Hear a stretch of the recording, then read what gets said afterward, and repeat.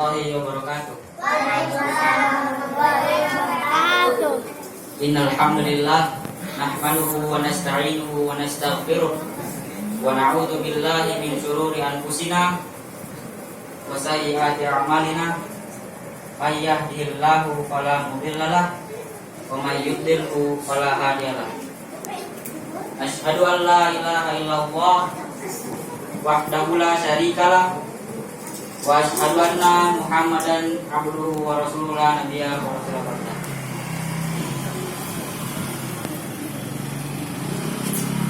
Berdirinya saya di sini untuk melaksanakan kultum yang bertema kiat-kiat sukses yang harus diperhatikan dalam menghafal Al-Quran. Sebelum kita menghafal Al-Quran, maka hendaknya kita semua meningkatkan tingkat ketakwaan dan keimanan kita kepada Allah Subhanahu wa taala. Bagaimana yang Allah firmankan di dalam Al-Quran surat Al-Baqarah ayat 282 yang bunyinya wattaqullah wa yu'allimukumullah. Maka bertakwalah kalian kepada Allah dan Allah akan mengajarimu. Kiat pertama yang harus diperhatikan dalam menghafal Al-Quran adalah mengikhlaskan niat kepada Allah Subhanahu wa taala dan mengharapkan ganjaran darinya. Mengikhlaskan niat di sini merupakan salah satu perkara yang sangat penting karena mengikhlaskan niat menjadi salah satu syarat diterimanya amal ibadah. Syarat diterimanya amal ibadah ada dua. Ada yang tahu? Yang pertama, ikhlas. Ikhlas karena Allah tidak ingin dilihat oleh orang, tidak ingin dipuji.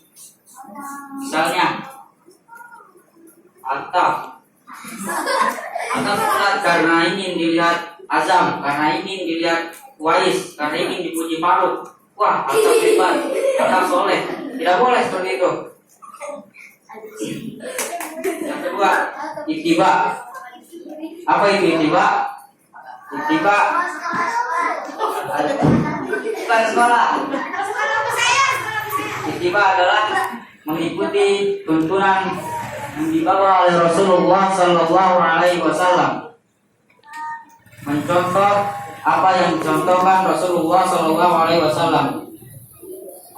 Tidak boleh kita membuat satu ajaran, membuat satu ibadah yang baru, karena itu merupakan salah satu kesesatan yang bernama bid'ah.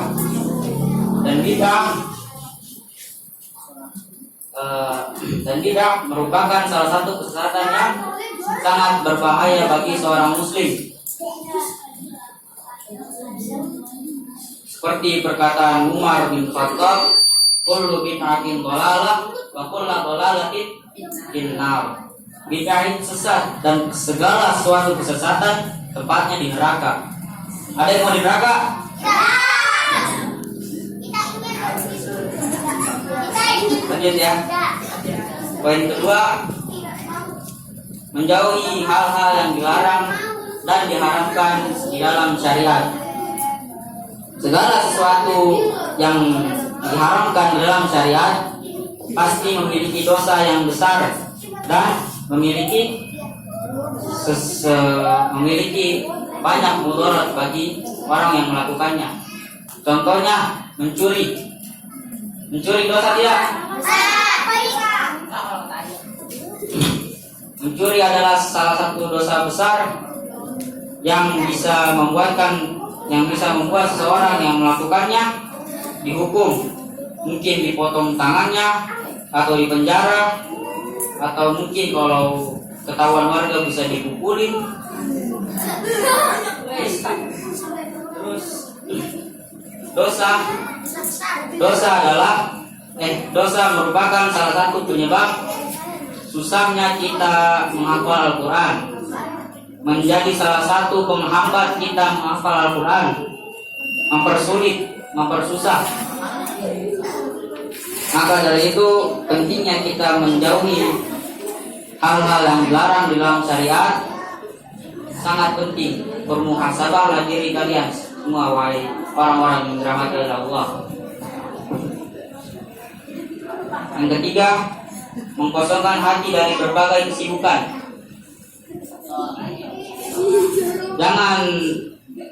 Janganlah kalian menghafal Al-Quran ketika hati kalian, ketika pikiran kalian begitu banyak dengan kesibukan, begitu sibuk dengan kesibukan yang lain. Misalnya, wais menghafal dalam keadaan ngantuk, pasti tidak fokus, dan ketika tidak fokus, tidak ada yang bisa didapatkan ketika menghafal kalau tidak fokus. Contoh lagi, lapar, haus, lagi enak-enak yang menghafal, wais pikir, lapar nih, makan dulu ya. Dikurangi kefokusan dia dalam menghafal. Yang keempat, berkemauan tinggi, bersungguh-sungguh dan tidak putus asa ketika mendapatkan ayat-ayat dan surat-surat yang sulit untuk dihafal. Ada di dalam Al-Quran beberapa ayat atau beberapa surat yang agak sulit untuk dihafal, yang cukup sulit untuk dihafal. Maka sebagai penuntut ilmu, sebagai penghafal Al-Quran yang dimuliakan oleh Allah, janganlah kalian menyerah begitu saja ketika mendapatkan ayat-ayat atau surat-surat yang sulit untuk dihafal.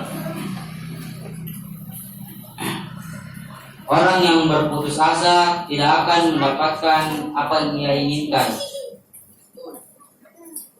Bahkan ada satu istilah atau satu peribahasa, manjada wajada. Siapa yang bersungguh-sungguh untuk mengharapkan sesuatu, yang tidak menyerah, bersungguh-sungguh berkorban, maka ia akan mendapatkannya. Mungkin ini saja yang dapat saya sampaikan pada hari ini. Kurang lebihnya mohon maaf. Syukran. Assalamualaikum warahmatullahi wabarakatuh. Waalaikumsalam.